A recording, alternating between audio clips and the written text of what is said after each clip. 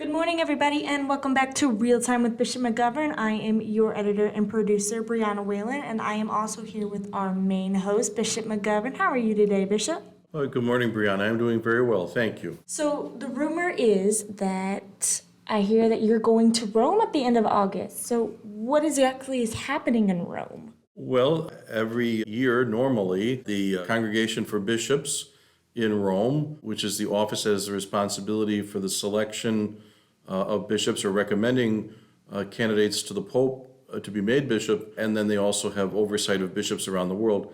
That group organizes every year kind of seminar for new bishops from around the world that lasts about 8 days. And so I've been waiting for 2 years to go to this seminar because with COVID they haven't been able to host the gathering. So I'm leaving at the end of August to go to Rome to principally to attend. What kind of things are going to be presented at this bishop conference? The program consists of a number of speakers. Some are clerics, some are lay people. There's for instance, some university professors from Milan in northern Italy who will be coming to speak to us. There's also bishops and cardinals who are head of the different offices of the Holy See. Not all of them, because there'd be too many, but I'd say about a dozen of them will give a presentation about what's going on with the churches of the Eastern Rite. So in the Catholic faith, we have the Latin Rite, the Western churches in the East. We also have feedback and information from the head of the Congregation for Bishops. We have information shared with us from the Propagation of the Faith, which is the group that really works very, very hard and diligently about evangelization across parts of the world where Christianity is just a very small group of people. So it's basically formation and information about the church so that each new bishop has kind of a big picture of what is going on in the church. And then who do you turn to in Rome in these different offices when you might have a situation where you need help with a matter that comes up. For instance, with the many, many Ukrainians who are going all over the globe with migration because people have left Ukraine, I'm sure that a place like Ireland is going to need some guidance about how do we welcome Ukrainian people who celebrate the Ukrainian rite as Catholic people. How do we work with them? So it's going to be a very interesting meeting to me in terms of I'm fascinated by the church and all the different aspects of the church. So I'm looking forward to hearing the input of these leaders. Who are you most excited to hear from or see or? Well, certainly the Pope, because the Holy Father, Pope Francis, on September the 8th, that's the day that our group of bishops, there'll be 120 of us in this group. We will from all over the world. And at the end of our seminar, at the end of our about 7-8 days together, we will go to St. Peter's Basilica for Mass, close to the tomb of St. Peter. And then the Holy Father, Pope Francis, is scheduled to receive us in audience. He'll speak to us, give us an address, some topic probably about the role of the bishop in the world today.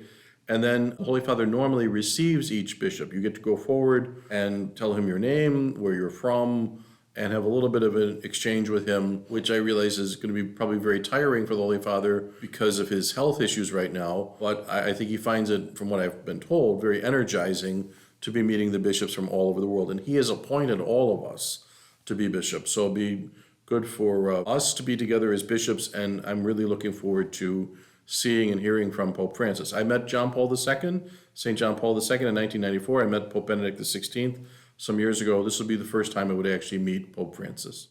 So who else is going to be there during this? Well, the bishops come from, for instance, Poland. There's actually the day, April the 3rd, 2020, the day that I was named a bishop, there was a bishop named in Poland the same day.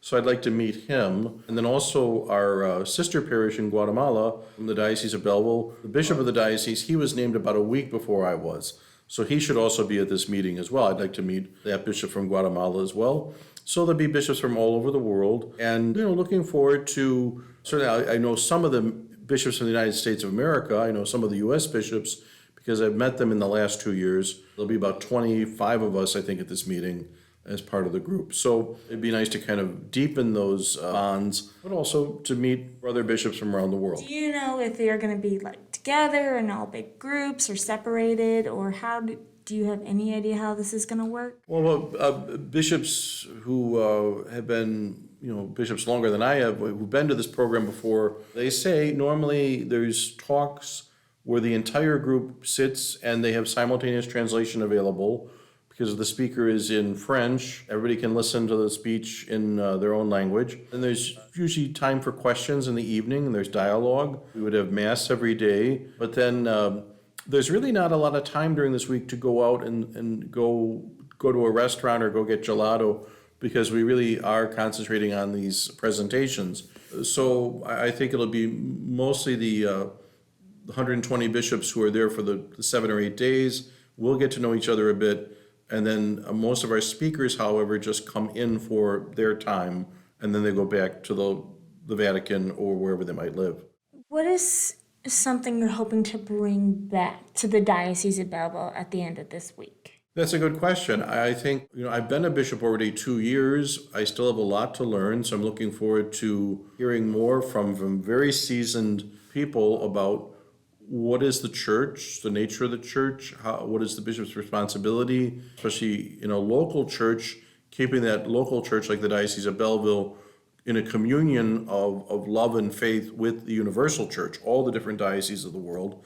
How do I as a bishop meet that responsibility and contribute to that? Be curious to hear what's said about those things. But I also think just that sense of the communion, it's fascinating to me to think, here's a bishop who's in Guatemala, here's a bishop in Poland, here's a bishop in Hungary, here's a bishop in Tokyo, where we're able to kind of see the universality of the church. I mean, the word Catholic itself means universal. So I think certainly you have a sense of the universality of the church from all over the globe, and all united with our Holy Father, Pope Francis, as chief shepherd of the church, and that we are united then in Christ himself, in the Lord. So I think that's going to be a very, very important part of this week and what I bring back to the Diocese of Belleville. What's an important question that you will come to this event that you're hoping to get an answer for? Well, I think some of the things I'm looking to learn or have answers for would be simply, where do I turn if there's some issue that I need help addressing? And being able to put a name and a face together would be very helpful. But I think my question would be mostly about, with all of the things that need to be addressed in the world and in our dioceses, and all of the matters that the Holy Father is addressing, just think of his agenda, his calendar. He's being asked to do many, many different things. But I would like to ask, how do we prioritize? What is the Holy Father asking us to do most of all in our responsibilities as bishops, so that, if I could walk away from this meeting with 3 clear points about what I'm supposed to concentrate on, at least for the next several years, as a diocesan bishop in the world today, I would really welcome that. Because I think most bishops, they don't really get a blueprint when they're made a bishop that says, now, here's your list of things to do in your diocese, or here's your priorities. I mean, I've certainly read documents like Christus Dominus from the document on the life of the bishop from the Vatican Council, Second Vatican Council. I read that a number of times already in these 2 years. But I think it's just to say, okay, how do we help work with the Holy Father in a direction? And could I please understand better what are our top 3 priorities? What is the direction that the church is going towards these days? And do you think you'll learn more about it when you're at this event? Well, I definitely think so. I think with the direction we're going is the direction we've always been going. One, the church is always inherently missionary. We always have to be about the business of sharing the gospel and inviting people to meet and to know his love and mercy and to join us in this communion of faith. So I think there's a strong sense that the church is always on mission, and we're on mission together. I'd say the other thing that would pop into my mind is, I think we have to look at, how do we help people be formed, whether it's in terms of people of prayer, studying the scriptures, celebrating the sacraments, and family life. For instance, our formation begins in our family and then the local community of the church. How do we help people have the best possible foundation in their life with Jesus and in their Catholic faith? What other plans or ideas do you think you'll learn from this event, besides what you wanted to bring back from the diocese? Well, I think some of the things would be just there are always going to be issues that no matter what culture you're in, whether it's in Asia or Europe or Africa or Latin America, I think there are some things just because we're all human beings, certain issues we're always going to face. I think it's good to hear from bishops about, how do you promote vocations today? How do you work with youth to try and help them really see life with Jesus as a priority in their lives? So I think that's something that we can help each other to understand more what is working and how do we build relationships. I think that's why it's so important we're having this meeting in person, that the bishops themselves, we build relationships. And even, if out of all of this, I meet 120 bishops, and maybe just for the next 5 years, I send each of them a Christmas card. Just that there's some point of continued contact, because there's 5,800 bishops in the world in the Catholic Church. Some are retired, but many are active. So it's a small group compared to the entire church of 1 billion Catholics, but it's still kind of a large group when you think about how do you build relationships and a sense of togetherness in such a large group. But I think even just how do you have some continued contact with the people that you meet from all over the world at this seminar? Why 120? Why just, you mentioned the number, but why 120 only? Well, because there's going to actually be a second wave for another group. Because so I was named a bishop in April the 3rd, 2020, and I think anyone who is named a bishop before November of 2020, they're in the first wave, the first group. Then there'll be a little bit of a break in Rome, and they put the whole thing on again, the whole seminar, for another group. In fact, like Bishop John Ifford, who's from our diocese originally, and he was made Bishop of Covington this past year. I believe Bishop John is going to be in the second wave of bishops. It was all based on what date you were named a bishop. So they kind of had just a cutoff point saying we can handle 120 bishops in the building that we have, and this is the first group, and then we'll have everybody else come to the second wave. So is it just 2 waves, or are there more waves? Or? No, it's 2. Normally every year, when they have this every year, you would have 80 to 100 perhaps, but because you have this sort of backlog of bishops who haven't gone to Rome for this because of COVID, we're really playing catch up for about 3 years worth of meetings. Was there a chance that this could have been remote, or what? I would say, Brianna, I would really say we've done some remote work here in the United States with bishops in America, but I think something like this is really meant to be bringing the bishops to Rome, to the See of Peter, to have that personal encounter with the Holy Father and a personal encounter with each other. So you're right, in terms of technology, we could certainly have done this 2 years ago through Zoom or other mechanical things. But I think the whole idea is to try and bring people together in person in Rome, where St. Peter lived, preached, and served and died, and then to be gathered with the successor of St. Peter, Pope Francis. What are you most excited about for this event coming up? Well, I'm very excited to see the Holy Father, and I'm very excited to see the other bishops and some of the people who work in the offices of the Holy See. I mean, I've read about them over the years. I've heard their names, but it will be interesting to actually be in their presence and listen to them and try and learn from their experiences. So I think there's really nothing that substitutes for a real live in-person meeting. Anything else you would like to share with our listeners? Well, I would just ask the listeners for your prayers. I will be going to Rome on the 30th of August. I'll be out of the diocese.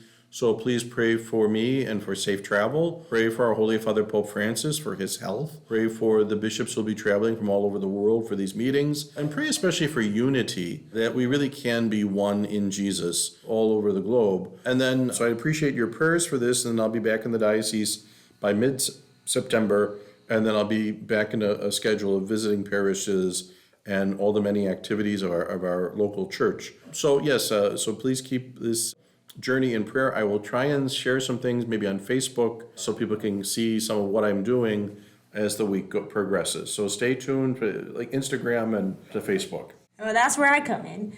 Do you have, well, kids are getting ready to go back to school. what can you say to them that can combine into your trip to Rome? Well, I think it's important to always be a lifelong learner. And so I encourage young people, enjoy the final days of summer and just really try and see starting in school as a fresh start. I mean, every year there's new notebooks, there's new books, there's, your new backpack or whatever items people might have. But that sense of something like a fresh beginning, a fresh start. And I think that's a beautiful gift in our education is to have a sense of setting out again to learn more and use the gifts that God has given us. So I think of that with our young people, hoping that they will use the gifts God has given them to grow and to learn. And as I look at myself and brother bishops who are new, that we'll continue to allow the Lord to guide us to use our gifts for His glory and to allow ourselves to be led into the coming years as bishops in the Catholic Church. Thank you again, Bishop McGovern. Thank you, Brianna, and blessings to all of our listeners. And please spread the word about Real Time with Bishop McGovern. Until next time, I am your editor and producer, Brianna Whalen, and thank you again, our host, Bishop McGovern. Arrivederci. See you guys next time. Bye.